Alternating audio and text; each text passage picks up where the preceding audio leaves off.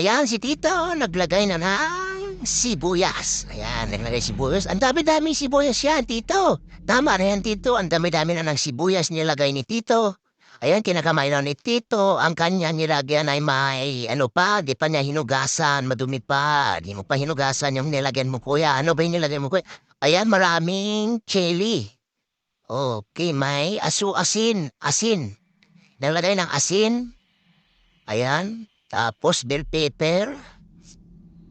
Ayan, yan. Halo na ni kuya. Ang kanyang ginagawa. Ano yan, kuya, ang gagawin mo, kuya? Ano ba yan? Ayan, naglagay si kuya ng harina. Harina ang tawag sa amin yan, harina. Ayan, yan, halo. Maraming sibuyas. Halo ni kuya. Ayan, may nilagay si kuya na sauce. Ano ba yung nilagay mo, kuya, ang sauce? Kinamay mo, kuya. Bakit mo yan kinamay?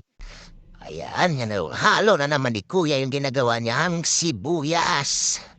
Ano kaya ang gawin ni kuya na merinda dyan?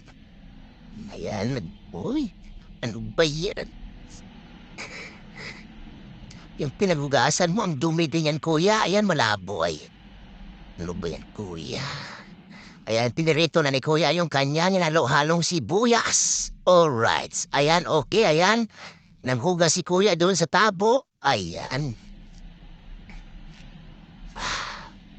Ano ba yan? Ayan, luto na yung pinirito ni kuya na sibuyas. Okay. Okay, marami.